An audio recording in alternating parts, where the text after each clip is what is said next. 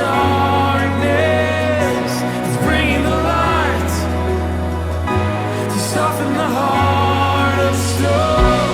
Your love is alive and breaking the darkness, it's winning the fight and bringing the orphan home.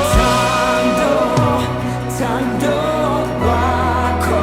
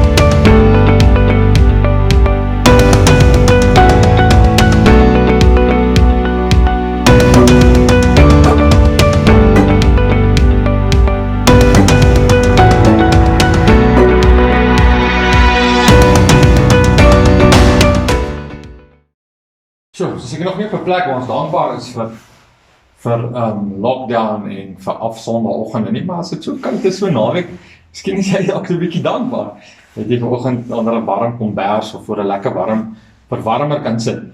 Dalk is jy nog in jou bed, dis nie glad nie 'n slegte plek om vanoggend te lees nie, maar waar jy ook al is, dankie dat jy saam met ons is. Dankie dat jy ons innooi in jou huis en dat jy inskakel en dat is regtig in my hart net so begeerte om die beste vir jou toe te wens. Om vir jou vanoggend te sê dat die Here het glad nie vergeet van wat in jou wêreld aangaan nie. Hy het glad nie onbewus van wat besig is om te gebeur met jou nie. Nie op finansiële gebied nie op emosionele gebied nie op verhoudingsgebied nie. Die Here is bewus daarvan en gee dit vir hom. En as jy ondersteuning en hulp op enigiets van daardie areas nodig het, asseblief. Ons roem nie daarom dat ons alles in ons eie lewens perfek uitsorteer het nie, maar dis hoe die liggaam werk en ons wil graag in jou lewe betrokke wees. As ons kan raad gee of hulp gee of net gesels of net oor wees, ons is beskikbaar, ons is daar, en jy is welkom om ons te kom sien, jy is welkom om ons telefonies te kontak of deur die gemeente se WhatsApp lyn, ons persoonlik te bel, ek weet elkeen van die pastore is beskikbaar, inteendeel ons sal regtig daarvan hou met jou in verbinding te wees, so dat weet ons. So ek weet van mense wat behoefte het en nood het, waarvan ons dalk nie bewus is nie, kommunikeer dit met ons. Dankie vir mense wat getrou bydra in terme van die hulpfonds om mense te kan help en wat ons in staat stel om kos op mense se tafels te sit. Dit bly 'n wonderlike geleentheid en voorreg. En saam, dankie ook vir julle wat getrou is in julle bydraes, dienders, die gawes wat julle gee. Die gemeente kan nie funksioneer sonder dit nie. En ons glo in ons hart, nie ons weet dat ons is 'n been, ons is 'n arm van God se koninkryk. Dis nie 'n besigheid wat jou probeer oortuig om finansies by te dra nie. Ons glo ons het 'n verantwoordelikheid en ons is deel van God se koninkryk en dat God die saad wat jy daarin saai, dat die Here dit sal seën. Onthou jy kan bydra, al die rekeningnommers sal later weer getoon word deur SnapScan, EFT, enige manier, jy is so welkom, maar dankie ook vir julle getrouheid daar. kom kuier, kom sing, ons gaan so 'n bietjie aanbid ook en ja, aanbid saam met ons. Maak jou hart oop en wees geestelik sensitief en bewus en gereed om net ook lof aan die Here te bring, om erkenning en eer aan hom te bring. En miskien kan jy sommer 'n paar van jou gunsteling worship liedjies speel nadat ons klaar is met hierdie byeenkoms maar dit is so nodig dat ons in aanbidding groei en ontwikkel en nie dit agterweë laat nie. Ons sien uit daarna om meer tyd saam te spandeer en ons sal op hoogte hou van al die goed wat nog in plek moet val en hoe dinge gaan wees. Kom kuier saam, kom sing saam, aanbid saam en kom hoor ek dit wat ek later met julle wil deel in terme van dat die Here op my hart gelê het en dat die Here ons kwalifiseer en alles in plek het vir ons lewens om die geloofslewens te lei waartoe ons in staat is en soms waartoe ons selfs nie eens dink ons in staat is nie. Maar ja, kom ons bid saam. As jy jou Bybel, vingerbeeld of Bybel insit, ons gaan 'n bietjie later lees uit Handelinge 11. Ja, kom ons bid saam. Here, U is wonderbaar, U is goed en groot en U dra belang in ons lewens. U stel belang in ons lewens. U gee om vir wat in ons lewens aan die gang is. Ek bid vir elke gemeentelid, vir elkeen wat op een of ander manier by hierdie uitsending uit gaan kom, of dit nou deur YouTube, Facebook, WhatsApp, wat ook al mag wees. Ek bid Here vir 'n bewustheid en 'n hoor en 'n sien van God se hand wat in beweging is. Ek bid dat mense wat regtig spanning het, ook vrede sal vind, of vrymoedigheid sal hê om te vra vir hulp en ondersteuning. Ek bid Here vir nuwe geleenthede. Ek bid vir finansiële ingrype. Ek bid Here vir fisiese genesing en aanraking en bediening. Ek bid Here dat U liggaam bedien sal word op hierdie sonnaandoggend. Dat U deur die krag van die Heilige Gees, wat nie deur afstand beperk word nie, wat in elke huis en elke lewe vaardig is, dat U wonderlike inspraak, wonderlike genesing en oplegging van die hand van die Here en die Gees mense se lewens vanoggend verskil maak, impak maak, verandering bring. Ons eer die Here. Dankie dat ons deel kan wees van die liggaam van Christus en mekaar kan bedien. Dis 'n eislike voorreg. Ontvang ons lof en aanbidding vanoggend. Word geëer deur ons gedagtes en ons woorde van lof in Jesus naam. Amen.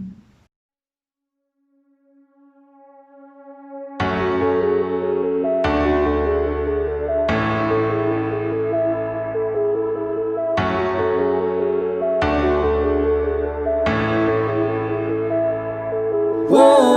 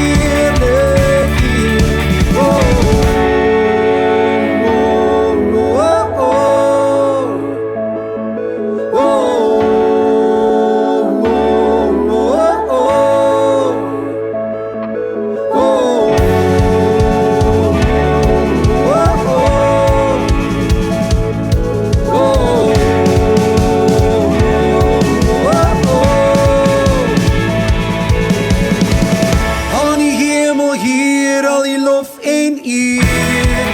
U alleen is waardig, U alleen is waardig, Heer.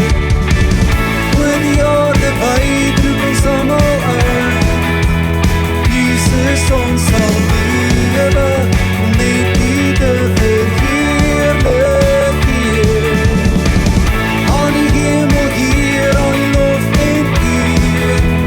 U alleen is waardig, U alleen is waardig, Heer. Oor die aarde wyd roep ons almal uit, Jesus ons sal lewe, net U te verheerlik, Heer. Oh, oh, oh, oh, oh, oh, oh, oh.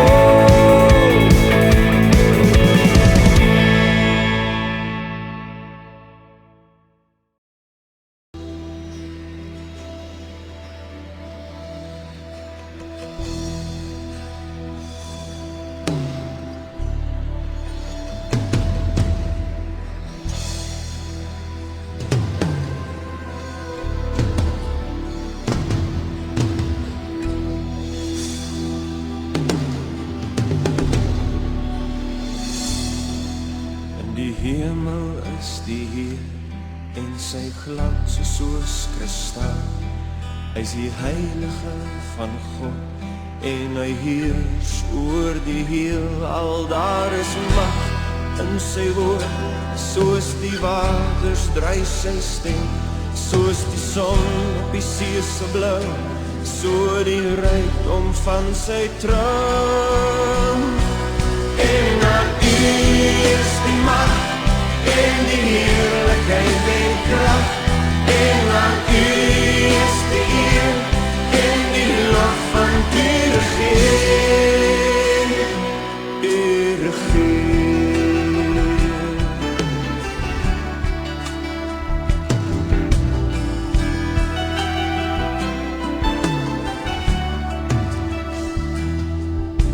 Miljoene in gereedheid staan die engele om sy troon, verbuister in sy sieraad en die wielde van sy kroon. Daar is mag in sy woord, soos die waters dryf sy stem, soos die son op die see se blou, so die rykdom van sy troon. En aan U is die mag en die heerlikheid en krag, en aan U is die eer en die lof van U regeer. En aan U is die mag en die heerlikheid en krag, en aan U is die eer en die lof van U regeer.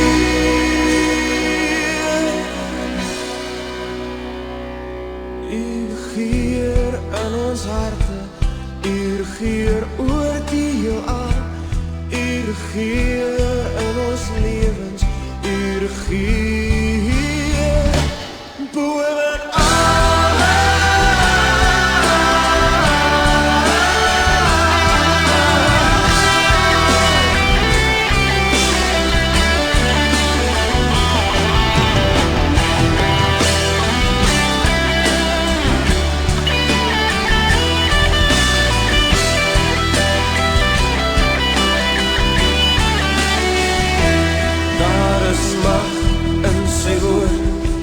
die waters dryf sy stem, soos die son op die see se blou, so die rykdom van sy troon. En aan U is die mag en die heerlikheid en krag, en aan U is die eer en die lof van U regeer. En aan U is die mag en die heerlikheid en krag, en aan U is die eer en die lof van U regeer. En aan U is die mag en die heerlikheid en krag, en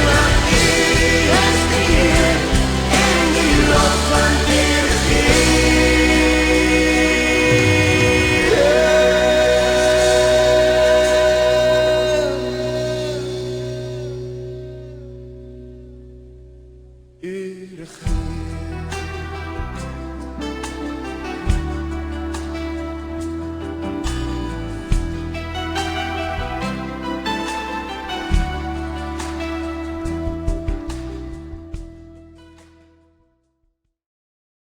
As jy die Bybel by die hand het, as jy daar kom saam met te lees, ek gaan lees hier uit Handelinge 11 uit en Petrus wat verslag doen aan die gemeente in Jerusalem oor wat gebeur het tussen hom en Cornelius, die Romeinse kaptein, wat so dramaties gevul is met Heilige Gees en gedoop is. Ek lees hier vanaf vers 4 af in Handelinge 11, hy sê, Petrus het toe vir hulle alles mooi uiteengesit. Hy sê, ek was in Joppe besig om te bid, ek het in geestvervoering in gesig gesien en hy het gesê, ek het iets soos 'n groot doek wat aan sy 4 punte neergelaat word uit die hemel sien afkom, en dit het tot by my gekom. Toe het ek goed daarin gesien, ek sien daarin 4-voetige diere van die aarde, wilde en kruipende diere en wilde voëls. Ek het 'n stem gehoor wat vir my sê, kom Petrus, slag en eet. Maar ek het geantwoord, nooit nie, Here, ek het nog nooit my mond aan iets gesit wat onrein of onheilig is nie. En tweede keer het ek die stem uit die hemel gehoor, wat God rein verklaar het, mag jy nie onrein ag nie. Dit het 3 keer gebeur en daarna is alles weer in die hemel opgetrek. En terselfde tyd het daar 3 mans wat van Caesarea af na my toe gestuur is, by die huis aangekom waar ons tuis was. En die Gees het vir my gesê dat ek moenie aarzel om saam met hulle te gaan nie. Ek en hierdie 6 broers toe saam met hulle en ons het in Cornelius se huis ingegaan. Hy het ons vertel hoe hy die engel in sy huis sien staan het wat hom gesê het, stuur iemand na Joppe toe, na hulle by Simon daar al, wat ook Petrus genoem word. Hy het ook 'n boodskap vir jou waardeur jy gered sal word, jy en jou hele huis. Skaars het ek begin praat of die Heilige Gees kom op hulle, net soos op ons in die begin. Toe dink ek aan die woorde wat die Here Jesus gesê het. Johannes het wel met water gedoop, maar julle sal met die Heilige Gees gedoop word. Hulle het net soos ons in die Here Jesus Christus geglo. En God het hulle ook dieselfde gawe as ons gegee. Wie was ek dan om God te probeer verhinder? Toe die gelowiges dit hoor, was hulle tevrede. Hulle het God geprys en gesê, God het selfs mense wat nie Jode is nie tot inkeer gebring, om hulle die lewe te gee. 2 manne se paie kruis, 2 mense se wêrelde kruis. Die een was apostel, Petrus, een van die disipel waarop Jesus sy kerk sou bou. Die disipel wat 'n pad saam met Jesus gestap het. Die ander een was 'n soldaat, 'n Romeinse soldaat, hoof oor 100, kaptein in die Italiaanse, die Romeinse weermag. Ons weet nie baie van Cornelius af nie. Ons weet dat hy die Here gedien het. Ons weet egter nie wat sy agtergrond was nie. Ons weet nie wie het hom die evangelie verkondig nie. Ons weet nie hoe dit gebeur het dat hy die Here ontmoet het en leer ken het en voor in hierdie geleentheid in hom gebied is om regtig in 'n verhouding met Jesus Christus te stap nie. Ons weet net dat hy het 'n verhouding met die Here gehad en hy het regtig 'n begeerte gehad om 'n dieper verhouding met die Here te hê. Die Here het hom daai deur oopgemaak. Hierdie 2 mense, die 2 wêrelde. Die een, Jesus self, Christus self geroep as 'n Jood en as die stem waardeur die Here oorspronklik die kerk se geboorte sal laat plaasvind. Die ander soldaat wat ook met dieselfde God, dieselfde Here en sy wêreld te doen gekry het. Petrus sit hier op die huis se dak in Joppe en hy is besig met die Here te praat. Hy is in gesprek met die Here en in hierdie proses word hy honger. Ek dink ook Petrus het 'n geweldige sin van verantwoordelikheid gehad. Daardie bewustheid daarvan dat hy 'n verantwoordelikheid, 'n besondere verantwoordelikheid teenoor Jesus Christus. Want onthou, 'n rukkie gelede, die kerk het nou mooi op dreef gekom en dinge begin ontwikkel en Petrus is die een waarna almal opkyk, die een wat voorstap en die een wat leiding neem. Maar hy was ook die een wat Jesus verloon het en bewus was van hierdie stuk geskiedenis wat hy ook saam met hom dra. Die verantwoordelikheid van ek moet regmaak wat ek verkeerd gedoen het. Ek het hierdie opdrag gekry. Jesus het my nog 'n kans gegee. Ek het 'n nuwe geleentheid gekry. En ek weet nie, ek dink Petrus sit daar op die in Joppe en hy is in gesprek met die Here en miskien dankbaar met die Here te kommunikeer en vir hom sê dankie. Dankie vir hierdie kans en hierdie geleentheid en Maar as Petrus soos die meeste van ons is, sal hy definitief bewus gewees het van hierdie verantwoordelikheid wat ook saam met hierdie besondere roeping en hierdie tweede geleentheid kom. Die feit dat hy verantwoordelikheid het om Jesus se kerk sterk te maak en om reg te maak in sy foute van die verlede. Want in sy wêreld was hy beide held en teleurstelling. Maar hy het ook verstaan dat Jesus se vergifnis is onherroepelik. Nie die sterk sin van verantwoordelikheid van reg of verkeerd. Nou sien dit in sy gedagtes en hoe hy hierdie gebeurtenis beleef en hierdie gebeurtenis ervaar. In hom was 'n sterk sin van verantwoordelikheid. Terwyl hy met die Here praat op die dak, het hierdie hongerpyne begin knaag en boem, die volgende oomblik toe daag Mr. Delivery op.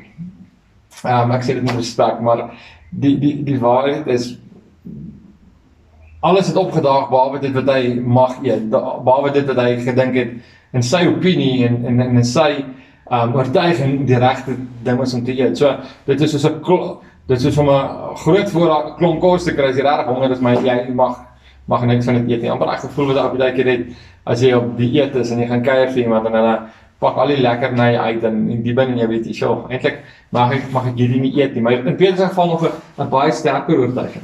En sy reaksie in vers 14 is nogal van hoofstuk 10 is daai reaksie van nee, ek dink vers 8 herhaal hy dit in hoofstuk 11, Handelinge 11, sê nee, nooit nie Here, nooit nie, ek sal dit nie doen nie, ek het ook al foute gemaak, maar ek was nog altyd getrou aan my oortuigings, ek was nog altyd getrou aan die feit dat ek as 'n Joodse man sekere sterk oortuigings het, en is dit nie nogal in ons eie wêreld ook soms so nie, wanneer ons voel ons het so 'n bietjie droog gemaak, ons het so 'n bietjie fouteer, dan is dit asof ons sterker vashou aan die oortuigings, aan ons oortuigings, die ding wat ons laat veilig voel, wat ons laat sterk voel.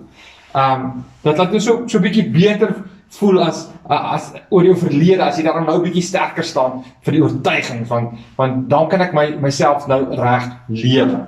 Ek presteer myself, amper die gedagte van ek presteer myself in 'n goeie posisie in terme van my geloofsverhouding, of ek diskwalifiseer myself vanuit 'n goeie posisie in ons geloofsverhouding, deur sterk vas te hou aan ons oortuigings, dit wat ons in ons harte glo reg is. Hier leer die Here vir Petrus dat dit nie sy werk is om enige iemand te kwalifiseer of te diskwalifiseer, nie op grond van sy opinie nie op grond van sy oortuiging nie op grond van die prentjie wat hy in sy kop gehad het nie. Nie sy persoonlike opinie of oortuiging, dit nie die finale sê wanneer dit kom by kwalifikasie of diskwalifikasie in God se oë nie. Mag ek so 'n bietjie uit 'n ander hoek uit daarna kyk en vir jou vra, het ek en jy die reg om onsself te kwalifiseer of te diskwalifiseer op grond van ons opinie? Grond van ons opinie of ons goed genoeg is, of ons voldoen aan die standaard, of ons reg doen, maatstawwe wat gepas, mag ons onsself of enigiemand anders in daai opsig, het ons die reg om enigiemand, onsself ingesluit, te kwalifiseer of diskwalifiseer op grond van persoonlike opinie, op grond van persoonlike oortuigings. Petrus maak hierdie ontdekking, op die dak daar in Joppe, terwyl hy wag en besig met die Here te praat, ontdek hy dat God se raamwerk word nie vasgestel deur die wyte of deur die omvang van ons opinie of oortuigings nie. En hier is 'n belangrike oomblik, hier is 'n baie belangrike oomblik in die groei en die ontwikkeling van die kerk. Want dis Petrus op sy opinie bly staan het. En so Petrus sy oortuiging vasgehou en geweier het om te doen wat hy moes doen, dan het die kerk nooit die groei en die omvang beleef wat dit later sou beleef nie. Dan was die deur nooit oop vir Paulus en vir die ander apostels om die evangelie reg oor die wêreld onder die nie-Jode ook te versprei nie. Petrus is so vas in sy oortuigings, dat hy nooit nie, ek het hierdie vaste oortuigings. En tog was hy verbaas dat die Here hom stuur na die nie-Jode toe. En in 'n sekere sin is dit amper vreemd, want dit was tog Jesus se opdrag in Matteus 28 vers 19, gaan dan na alle nasies toe. Petrus het geweet wat die opdrag is, maar sy oortuiging het hom vasgehou aan aan dit wat vir hom bekend is, en dit wat hy gedink het hy aan mag vashou. En dan in vers 17 sien ons, die Engels praat van die epiphany, of daai aha oomblik, wanneer die liggie aangaan. En die liggie gaan vir Petrus aan, hy sê, wie is ek? Om die Here te verhinder. Wie is ek? As die Here sê dis reg, as dit die Here se plan is, as dit die Here se gedagtes, as dit die manier is waarop die Here sy stempel in hierdie wêreld, in my wêreld, deur my wil afdruk, wie is ek om hom te verhinder? Ek dink dit is baie 'n relevante vraag, vir my en vir jou ook. Wie is ek of jy, as ons dink, ons het die reg om in die pad te staan, wat die Here wil doen? Nie net om ons wil doen nie, maar vir ons wil doen. Miskien is dit jou opinie. Miskien het jy 'n sterk opinie hieroor, of sê in jou hart regtig diep daarvan oortuig dat jy is geestelik nie goed genoeg nie. Jy is nie op die merk nie, jy voldoen nie aan die standaard nie. Miskien is jy oortuig dat jy niks om te sê nie, dat dit nie jou persoonlikheid is nie, dat jou hande is in elk geval afgekap in die tyd van lockdown, dat jy eers jou eie lewe moet uitsorteer. Miskien is dit 'n sterk oortuiging dat jy eers jou eie lewe moet uitsorteer. En mag ek vanoggend vir jou dieselfde vraag, van wie is ek en wie is jy? Dat ons nie pad staan van wat die Here nie net vir ons wil doen nie, maar in besonder deur ons wil doen. Wie is jy om die Here te verhinder, om die Here te keer om jou te kwalifiseer? Wie gee jou die reg om jouself te diskwalifiseer, om vir jouself te sê, maar dis nie wat ek gedink het, ek sien nie die prentjie in die spieël van iemand wat regtig deur die Here gebruik kan word. Net soos Petrus daai prentjie en daai klomp diere en daai doek, was nie die prentjie wat hy in gedagte gehad het, toe hy honger was nie. Dis nie die voorsiening wat hy verwag het gaan kom nie. Dis die manier waarop hy gedink het, die Here gaan in sy lewe opdaag en die Here gaan deur hom, met hom praat en deur hom praat nie. En jy, as jy jouself kyk, miskien diskwalifiseer jy jouself so maklik. Soveel dinge wat jy dink, is nie goed genoeg nie. Petrus sê, daai diere is nie rein nie, ek het nog nooit nie. Het ek in 'n onrein dier geëet nie. As ek jy dalk weer, miskien sê ek en jy maklik vir Here, hier is nie te veel foute. Ek is gediskwalifiseer op grond net van wie ek is. En net soos Petrus, het ons enigstens die reg om enigiemand te diskwalifiseer en dalk heel minste om onsself te diskwalifiseer.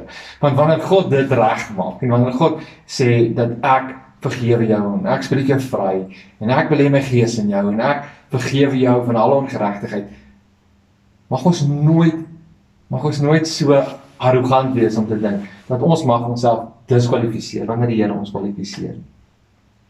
Hoe uitdagend sal dit vir jou wees as die Here vir jou sê, hier's 'n nuwe prentjie van die verhouding.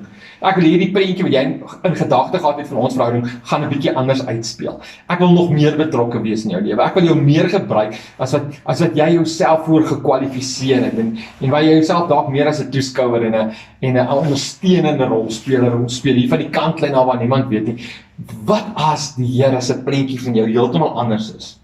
Want dit bly maar makliker en veiliger om te bly waar ons is en om te doen wat ons doen en om nie die uitdagings, om nie van die dak af te klim, om nie saam met daai klomp manne te stap en te gaan na 'n Romeinse soldaat, dis die vyand, om in sy huis in te gaan. Dis Petrus het vir homself groot moeilikheid op Facebook gemaak. Die sosiale samelewing waarin homself bevind het, sou dit glad nie goedkeur, dat hy enigstens met die heiden en boonop nog 'n soldaat, die volk wat Jesus Christus gekruisig het. Want sien, ons wil onsself ons maar ook oortuig, dis nie hoe dit moet wees. Ek het nie die regte profiel nie, ek het die regte geleenthede nie, ek het nie die regte gawes nie. Petrus het hierdie opdrag al lank ontvang in Matteus 28 vers 19. Maar dit help nie ek en jy verstaan dat Christus gee ons 'n opdrag maar ons oortuig onsself en ons eie oortuigings, ons eie persoonlike innerlike oortuigings keer ons om net op te staan en in beweging te kom en te sê, Here, maar goed, waarheen wil U dan hê ek moet gaan? Al dink ek nie ek is gekwalifiseer nie, al voel ek nie goed genoeg nie, al voel ek nie vir my of dinge in plek in my lewe nie. Waarheen wil U hê ek moet gaan? Want ek moet aanvaar dat op grond van die feit dat U my vergewe en vrygespreek het, is ek gekwalifiseer om 'n rol te vertolk, om 'n rol te speel in die koninkryk. Wat sou jou reaksie wees as die Here op 'n bonatuurlike manier in jou lewe vir jou sê, ek wil jy moet dinge doen wat jy nog nooit vir my gedoen het. Wat is die Here vir jou sou sê? Begin 'n Zoom selgroep met jou vriende. Begin my evangelie uitbrei op 'n manier wat jy nog nooit gedink het nie. Of Here, ek weet nie hoe nie, ek weet nie wat nie. Maar wat as die Here vir jou sê hy kwalifiseer jou? Wat as die Here vir jou sê begin 'n voedingsskema of klop by die gemeente aan, sê jy hand op en sê hier is my talent, hier is my tyd. Ek weet nie wat ek kan doen nie, maar hier is hy. Wat as die Here vir jou sê gaan besoek eensame ouer mense of bel hulle, maak kontak met hulle. Wat as die Here vir jou sê raak betrokke by die uitbreiding van ons digitale bediening en kom ons vat hierdie gemeente na 'n volgende vlak toe in terme van dit wat ons nou mee besig is. Wat as die Here vir jou sê dat hy kwalifiseer jou om baie meer te doen as wat jy ooit gedink het jy kan doen.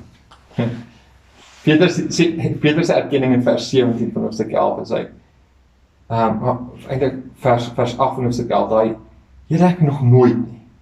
Here ek het nog nooit nie.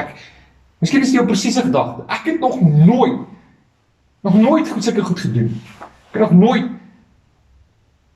verantwoordelikheid kon aanvaar, gedink dat ek kwalifiseer om verantwoordelikheid te kan aanvaar.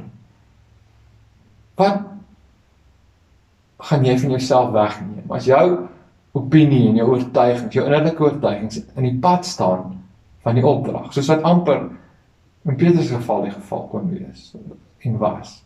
Dat sy opinie het hom so bietjie laat vergeet van die opdrag. Die opdrag is nog steeds onveranderd. Gaan dan heen. As jy 'n volgeling van Christus is, gaan maak dan volgelinge van ander mense.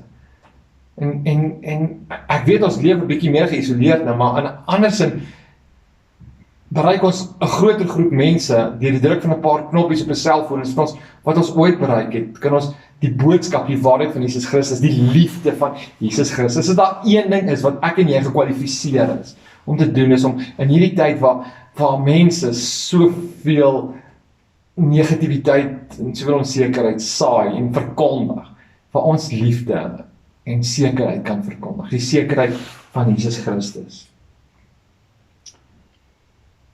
Wat as jy die belangrikste storie wat jou lewe moet skryf mis, omdat jy jouself die reg toe aanneem om jouself te diskwalifiseer? Net omdat jy dink ek het nog nooit nie. Net omdat jy dink dis nie wie jy is nie, dis nie wie jou samestelling is nie. As die Here besluit hy kwalifiseer jou, dan het hy klaar al die somme gemaak. Hy het alles in ag geneem. Daar is nie iets wat hy buite rekening laat nie. Daar is nie iets wat die Here nie aan gedink het. En volgens die Heilige Gees vir jou sê, jou op jou naam noem, daar waar jy sit in jou sitkamer, in jou slaapkamer, op 'n bank, op 'n bed, waar jy ook al is. As die Here volgens vir jou sê, ek wil die storie wat jy in jou kop het rondom wie jy is, laat ek so 'n bietjie omvergooi. Ek wil 'n hoofstuk inskryf wat die gang van hierdie verhaal heeltemal gaan verander. Wie is ons om die Here te verhinder om ons lewens op 'n bonatuurlike manier te gebruik? Ek wonder soms of die bonatuurlike werk van die Here nie al baie meer sigbaar en baie meer algemeen sou wees as ons minder, as op grond van ons opinie en persoonlike oortuiging nie bereid was om net te sê, Here, wat ook al, ek is in, hier gaan ek. Om te weier om buite ons sone van gerief en gemak te beweeg en die kanaal te wees.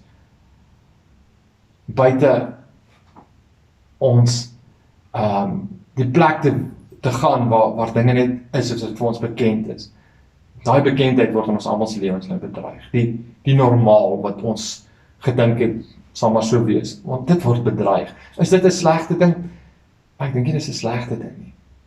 God werk nie van die normaal nie. God doen dinge gans anders, nie heeltemal anders. En al gebruik die Here hierdie afgelope paar maande om meer mense se opinies en meer mense se oortuiging so 'n bietjie, kan ek maar die Engelse woord gebruik, te challenge en te sê, ek wil in jou lewe iets aktiveer, ek wil iets in jou lewe tot stand bring. Ek wil jy moet jouself kwalifiseer, want ek, die Here, kwalifiseer jou. Dis my gebed volgende, dat God se Gees jou nou, daar weer is op die naam noem. As jy so 'n bietjie stil raak, bid ek dat die Here se Gees jou attent maak op dit wat hy wil belê, dit wat hy in jou lewe, deur jou lewe wil doen. Miskien is dit, jy het nog nooit so iets gedoen nie.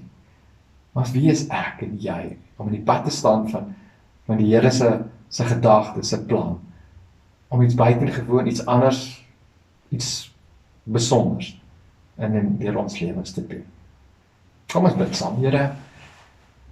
Somtyds is dit net gemakliker om te sê, dis nie wat ek dink dit behoort te wees nie. Dis nie wat ek dink ek kan doen nie. Ek diskwalifiseer myself baie maklik omdat dit moeilik is om ons oortuigings aan te pas by die feit dat U oortuig is van die feit dat ons groter en wonderlike dinge kan doen.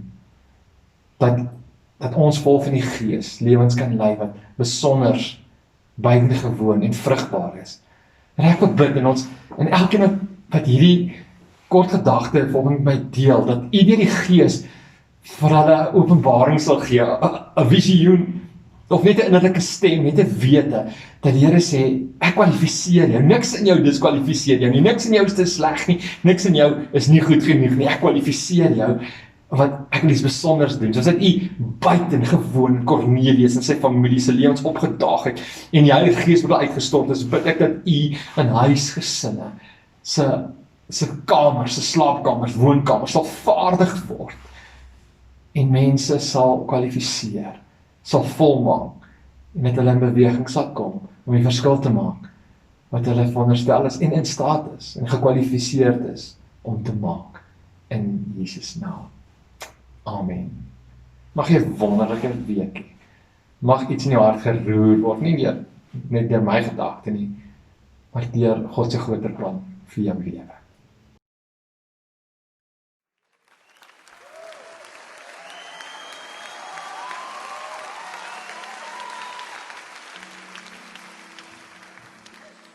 Light of the world, you step down into darkness.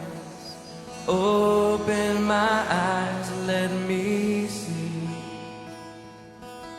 beauty that made this heart adore you.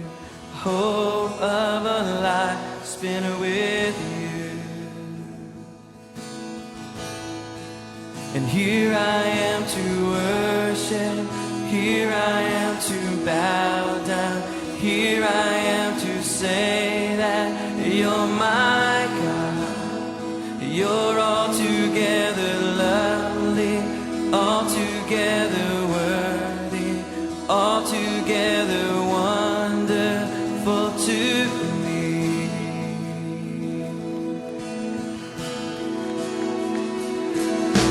King of all days, oh so highly exalted.